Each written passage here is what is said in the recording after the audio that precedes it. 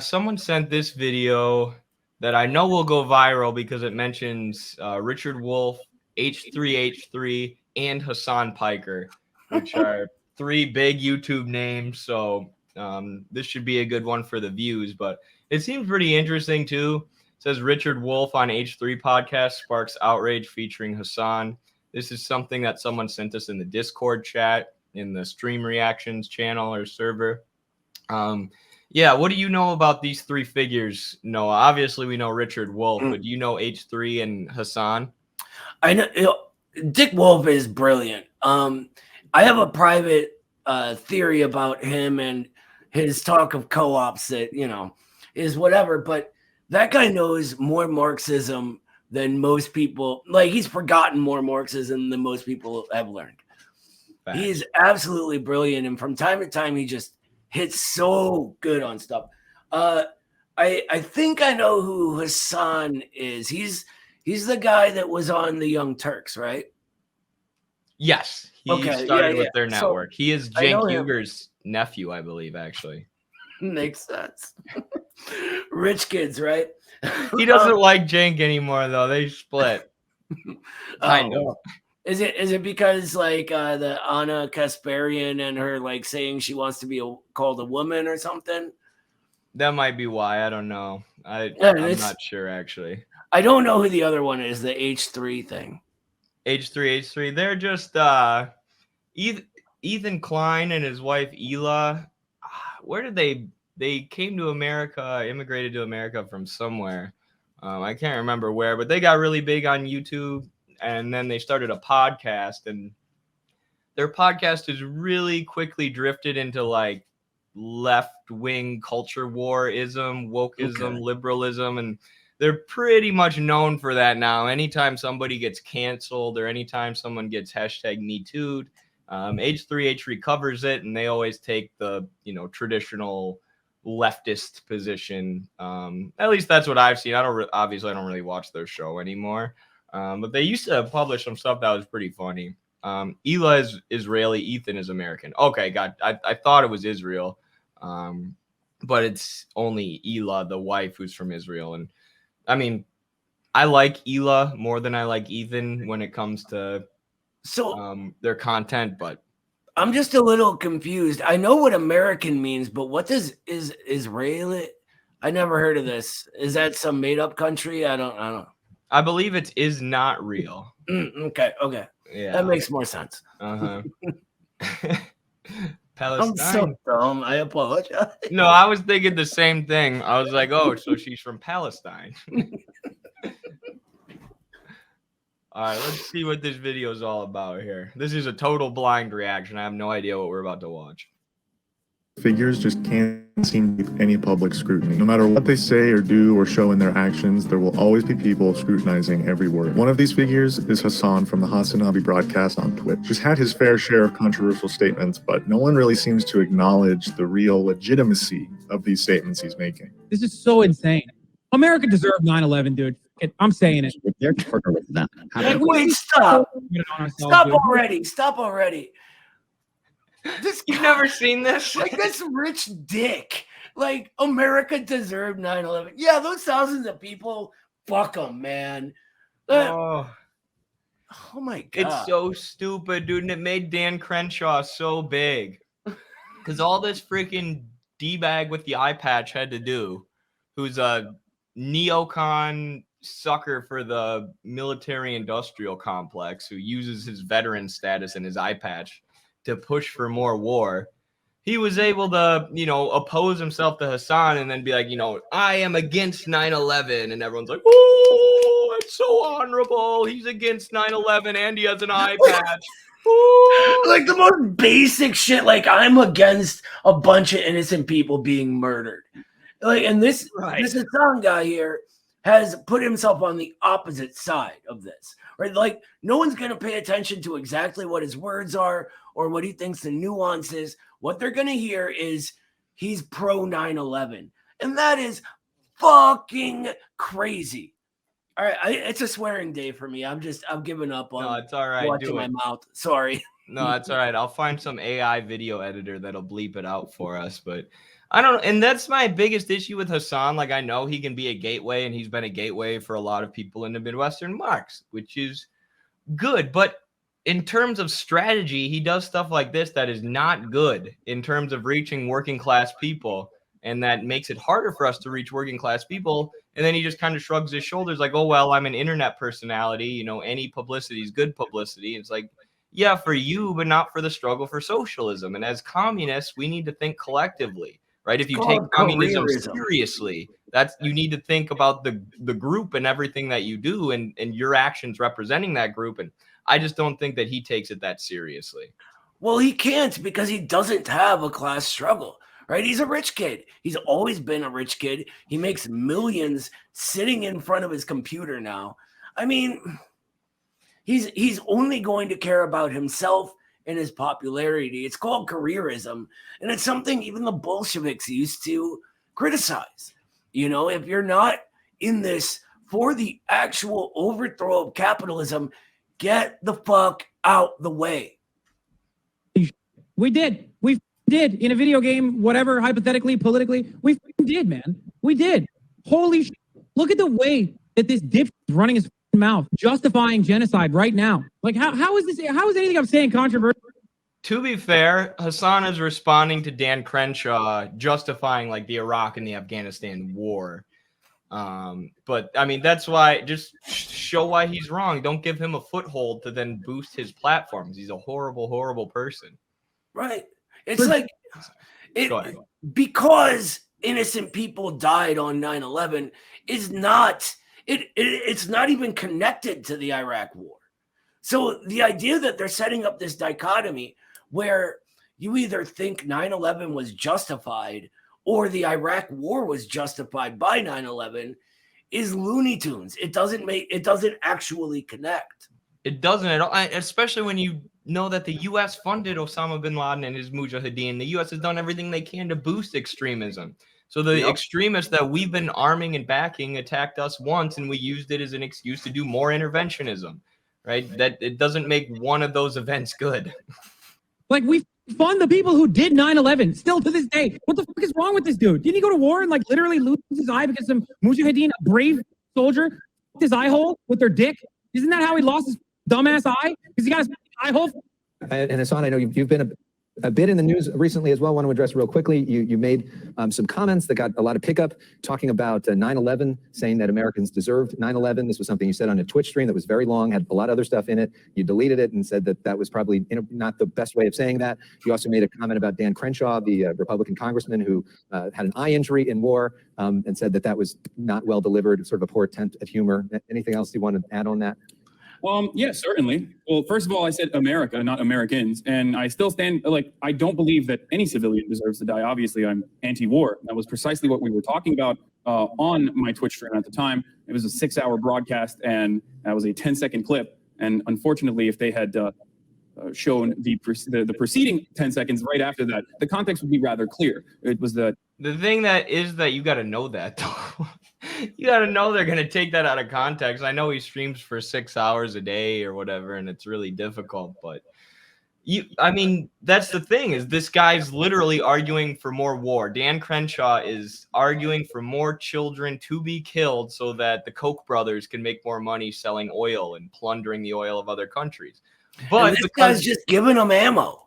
You distract from the truth with this. You allow them to. This is what happens when you don't have a class analysis. Notice how he just lumped all of America together. Most working class people in America, when they hear America, they think of us, not the ruling class, right? So if you say, you think of your class first, and clearly he's within the bourgeois class. So he is part of what he was saying deserves it, but not us, If that's what he's saying in his clarification, I like to put a lot of stock into what Michael Parenti said. And he used to always say that we need to stop lumping ourselves in with the ruling class, right? When we say we went to war, we didn't go to war. Me and Eddie, we've been right here. We've been going to work every day, right? We didn't kill anybody. that kind of thing. You know, it's the ruling class that takes from us to fund their wars to profit them, not us. Doesn't help us, them. In my analyses of imperialism, I've started saying the American ruling class rather than America. You know, because us as workers, we shouldn't allow this to happen in our name. You know, we should be angered that this is what our country is doing and stuff. But ultimately, it's not the workers, right? But it's the workers who suffer. It's the workers whose kids get tricked into joining the military by recruiters in their high school, who, you know, are tricked by the news outlets using 9/11 to increase military recruitment and lie us into the Iraq War. And then it's American workers who died on 9/11 too. The ruling class never suffers the fallout of their horrendous imperialist actions. I was criticizing American foreign policy and the kind of jingoistic attitude that Dan Crenshaw was repeating that justifies endless war, that has led to nearly 7,000 brave young men and women to be sent overseas and only return in caskets. I think that's abhorrent. I think that's disgusting. So you said America deserved 9/11. Did you mean that? Yeah. It's so stupid. It's such a stupid video, dude. Another highly scrutinized figure on the left is Ethan Klein from the H3 podcast. He's had a lot of controversial statements in the past as well, but the controversial statements he does make are extremely understandable when you see the full context. Into what they're actually talking about there, the NRA meeting that's today in Texas. Someone should bomb that building. Okay, I'll roll that back. Immediately, he goes, "All right, that was ridiculous that he said that, but it's over." That's it. They clipped it saying someone should bomb that building, and literally were like, they clipped it, they shipped it. They were like, "This should lead the discourse." Thing is, I don't understand why people aren't more angry. I love that people are more angry at me than like the fact that an 18-year-old can buy 2 AR-15s on credit. It's not awesome. He can just buy it on credit. He didn't have to pay for it. He didn't have to worry about that. That's so insane. People are more angry about my stupid ass joke that resulted in That is actually insane that a 16-year-old was able to buy AR-15s on credit. Like, what a better example of the state of capitalism in the U.S. and the dominance of finance capital. And I'm covering this in my upcoming book about Venezuela. What the U.S. will do is say that they're giving aid to Colombia, right? We're going to give $100,000 in aid to Colombia. And what it really is credit. So they're debt trapping people in Colombia. They're literally handing out like free credit cards. Like, oh, look how great we are. We're bringing access to the global financial system to Colombia. It's just debt trapping them. And then domestically, where we have all these school shootings, even our school shooters are buying their guns on credit, I guess. But and then people wonder why even Europe is running away at top speed from the dollar system and the credit system that is literally controlled by a handful of banks. I also want to say, just real quick, I'm not a gun control guy, right? Not even close. But yeah, the idea that a teenager is buying assault rifles is kind of screwy. Right. Yeah. I think there's like some common sense regulations based on our conditions in the U.S. that we can all agree upon. There's some like common sense gun laws that have like 96% approval and we can't get them passed because of the NRA lobby and stuff. But ultimately can't disarm the proletariat. Let's think. Zero harm to anyone? On the latest episode of Leftovers, a spin-off podcast from the H3 podcast, Ethan and Hasan invited and welcomed with open arms the great professor of economics, Dr. Richard Wolff. What was seemingly a very educational and enjoyable episode of Leftovers, it was soon the subject of immense ridicule by the H3 fan base, specifically. Oh my God. Dude, pause it real quick. I just realized that dude has a mustache. You couldn't tell? No. It's just very white. It's very white. That's a white mustache. I'm sorry. Go ahead. It might be bleached. I'm so curious to see how, like, this Richard Wolff video caused controversy and how this lumps in with them, the weird stuff that they said. Minimal part of the show, so much so that I missed it entirely the first watch around. The criticism is regarding the war on Ukraine and what Hasan and Dr. Richard Wolff both had to say about it. Being a diehard fan of... So it's a bunch of libs mad that they criticized the NATO proxy war in Ukraine, I'm assuming. That's almost certainly my guess, yeah. Yeah, sorry Richard Wolff is smart and actually knows what's going on. and Ethan, while also politically aligning myself both with Dr. Richard Wolff and Hasan, thanks in large part to the Hasanabi broadcast. I feel as though I'm able to give somewhat of a decent analysis on the whole situation. Although I'm extremely far from any type of expert on this war, I do find myself somewhat of an H3 expert. So I'd just like to give my take on the unwarranted scrutiny that is currently and often given to both Hasan. Okay, well, I'm very, very skeptical about what this guy who said he doesn't know much about the war, but he's an expert on H3. I'm very concerned that his analysis of the war is not going to be that good. You got any early predictions, Noah? It's a toss-up with Wolff sometimes. You know, he's really, in my opinion, a little bit too forgiving of ideas within the sort of liberal sphere. But that said, sometimes he points out stuff that even I miss. So I don't know. I want to say I want to hear them on team anti-Nazi. That's what I want to hear. Yes. I bet Wolff's analysis will be pretty good, but he'll say it in a way that's palatable for He's more good mainstream audiences. I bet you this guy's analysis of Richard Wolff's analysis won't be good, but we'll see. Hasan and the H3 podcast.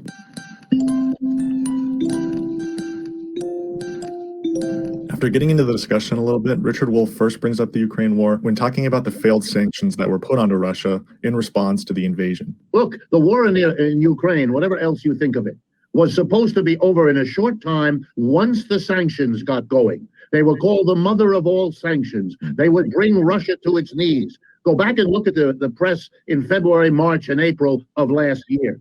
That's what they were predicting. None of that has happened. None of it. And why? Because it turned out that Russia, which is a weak economic system and was before this war started, but Russia has really big and powerful friends, more of them each day. And they turned to those friends and they made a bad joke out of the mother of all sanctions, which hasn't stopped the war one iota. And adding more tanks and sending more shells isn't going to change that. Ethan then asks Dr. Richard Wolff. I really hope that's not the part that was controversial. Yeah, that's just stating facts. Obvious facts and facts that could be true for every U.S. intervention over the past however many years. What did they tell us about Iraq? We're going to be in and out. It's going to be like a 5-minute war. We'll just go in, take out Saddam, leave. We're still there. We are still there 20 years later. And here's like, I would quibble with one thing that he said, and it's that Russia is a weak economic system. Now, I think it's more mid-tier. As it's forced into this corner more and more, it's going to be going more and more re-examining its socialist past, and you're going to see it getting stronger, especially as it's forced to get closer to China. But I wouldn't call it weak. I don't know. Maybe he knows more about it than I do. From my knowledge, it's more sort of middling. I would say rebuilding. Yeah, rebuilding's a good after term. Their economy was plundered during the fall of the Soviet Union and the neoliberal shock therapy.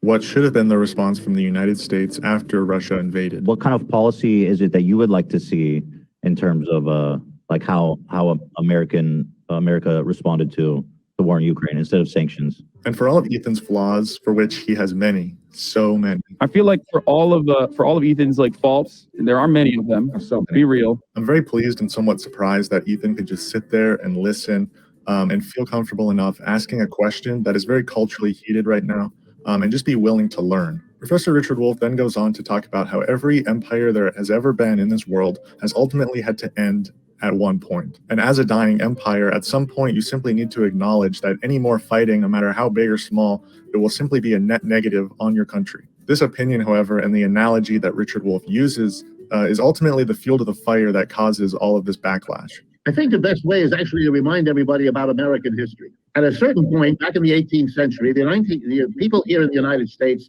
decided that they were sick and tired of being a colony of Great Britain. So we broke away from the British Empire. We did that by means of a violent revolution.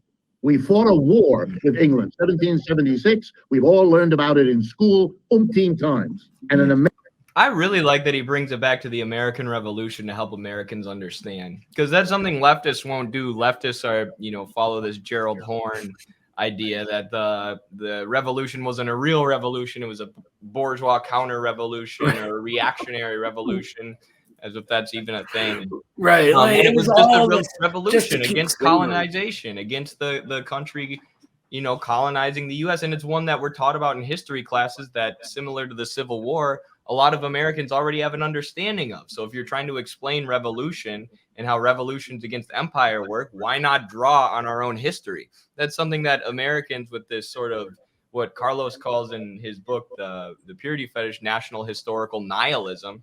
A lot of Americans throw that out. We can't talk about our own history. We can't talk about revolutions. Our revolutions were actually bad.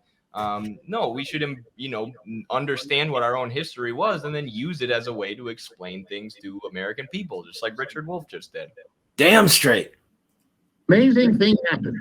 The British Empire, which at that time ruled the world, to the amazement of everybody, the British were defeated by the Americans in that Revolutionary War. But they didn't give up. In 1812, we had another war where the British Empire decided again to try to squash the new emerging economic power of the United States. 2 wars, they were defeated both times. Finally, the British got the memo. This is not going to work. You are not going to undo the history that you yourself helped to make. So what you ought to do is sit down and work out with the United States this new get over your upset that your empire isn't growing anymore. Get over it. Recognize that your empire is now on the downturn and that a new power is arising, namely the United States. And they worked out a peace agreement that lasted a century. You want my answer? That's what we ought to be doing with Russia and China. Not go to one little war or not so little, one proxy war. Next, we'll have a war that isn't a proxy war. We're on the edge of it anyway, almost every day. We'll do something in the South China Sea. We'll provoke one way or another, or we will be provoked. This is a dead end. It's not in our interest. It's not in their interest. We need to live with this new emerging economic power. We don't need to keep trying to squash it. It doesn't work. Part of the podcast was quickly ripped apart by the H3 fan base on the subreddit midway through the show. This post reading, I just watched the Leftovers episode in the Ukraine segment was pretty troubling. The professor's analogy likening the U.S. liberating themselves from the Leftovers episode in the Ukraine segment was pretty troubling to me. The professor's analogy likening the U.S. liberating themselves from the British Empire to Russia breaking away from the Western sphere of influence was nonsensical and run-of-the-mill Russian propaganda. I'm not quite sure how people hear Dr. Wolff say that using a country as a battleground for a war with another global power is a dead-end plan. I think he's saying Russia is somehow the good guys because they're fighting against the U.S. That's not at all what he's saying. He's simply illustrating that the Western sphere of influence is rapidly shrinking, and proxy wars are no longer going to be able to slow that down or stop it in any way. But I think the top comment under this post helped explain it a little further, because I think this whole analogy kind of went over a lot of people's heads, and they couldn't really get past it and look at the greater argument. Personally, I felt like he wasn't likening them to show it's a good idea that Russia is attacking Ukraine. I think the interpretation is more on how it impacted the world on an economic level, not Russians are being bullied by the West or they're fighting for their liberation type of war. The split from the UK and move into being a global power definitely rocked the world economy, and so will the split from dependence on Western consumption. This is another negative post from the subreddit that was written during the episode. After watching Leftovers, I can't help but constantly give a side eye to Hasan's affinity with Russia. I get that he loves Russia so much that he had a flag of it behind him for years. First of all, Hasan had a USSR flag. It's not a Russia flag. And if you don't know the difference between the USSR and Russia at this point, you're just a moron. But blaming America for fueling a war horse is as incompetent as proclaiming Russia wouldn't have started a war with Ukraine in the first place, despite what happened to Crimea. What this comment fails to mention or consider at all is that this conflict did not start in February of last year. It didn't even start in 2014 when the United States orchestrated a coup d'etat against the Ukrainian democratically elected government, which at the I was wrong about this guy. I'm sorry, white mustache man. Yeah, mea culpa, invisible mustache man. You're on point. time was a neutral government, but they replaced that government with a staunchly. Honestly, 2014 is a good litmus test. Like, will people refer to it as a coup or not? If you don't refer to it as a coup, you're ignoring reality, or you haven't researched the reality, or you haven't heard Victoria Nuland herself basically admit it was a coup. in that leaked phone call with Jeffrey Pyatt, or other leaked phone calls where she said that, or other leaked speaking engagements where she said that the U.S. has dumped millions and millions of dollars into influencing Ukrainian politics via NGOs, which led to the overthrow of a democratically elected government. What do you call that other than a coup? So, you know, people who are willing to acknowledge that are usually the ones engaging with the war honestly. And the ones who deny that are usually being ridiculous. Anti-Russian government, because we knew it would lead to much more conflict between Ukraine and Russia. And this conflict didn't even start in 1991 when the USSR collapsed thanks to Western influence. This conflict has been happening all the way back since the end of World War II, when once Nazi Germany was no longer our #1 global competitor. We were now competing with the USSR, and they became enemy #1 at that point. So this conflict is way more complex than just something that's been happening for the past year. And that's what none of these comments are even mentioning or even considering in any way. Richard Wolff finishes this Ukraine discussion with a really good point, talking about how sending more weapons and doing more war in Ukraine is only going to hurt more Ukrainians. Nobody wants this war in Ukraine. Above all, the people of Ukraine who are suffering beyond all words the destruction of their society. Who's benefiting out of this? I mean, American weapons manufacturers. Excuse me? American weapons manufacturers are. Yep. Yep.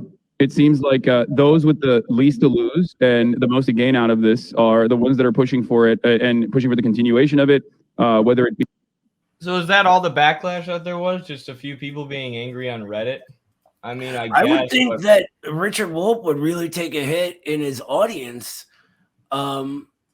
From that, there's a lot of rad libs are into him for some reason, which I can't fathom why, but they are. He's a charismatic guy, so maybe that's it. But it seems to me that, you know, the people who sort of look at everything through the purity fetish want to and sort of let things lie at headlines or bourgeois media or whatever it is. Just take Ukraine's side uncritically rather than looking at the war. And I would think anything that isn't pure support of Ukraine and, you know, rah, send them everything, take everything from Americans, give it to them, would cause him to take a hit like that. But I don't think there's that many people who actually have that attitude. I feel like it's the mainstream media pushing that. It's social media social media bots and then NGOs who are pushing those bots, and folks like Phil DeFranco who are just shills for the State Department. And, you know, yeah, maybe a lot of people will mindlessly like his content or it'll get boosted by the algorithm, or these weird Reddit posts criticizing Richard Wolff get boosted by bots in the algorithm. But I don't talk to that many people who are really like, oh, we got to keep sending money to Ukraine. Like, we got to fight Putin. Like, of course, people are worried about inflation. People are worried about being able to put food on the table. I feel like not that many people are actually worried about winning this war with Russia the way that they're able to make it seem a lot of people are on the internet. Yeah, sorry, we had a little co-star just come in. That's him. But so I think you might be onto something there. I have seen, I drive through rich neighborhoods all the time for work, and I've seen a lot less Ukraine flags lately. I just have. So, I mean, maybe like people are getting more scared of the deteriorating conditions here and beginning to put two and two together. That could be it. I think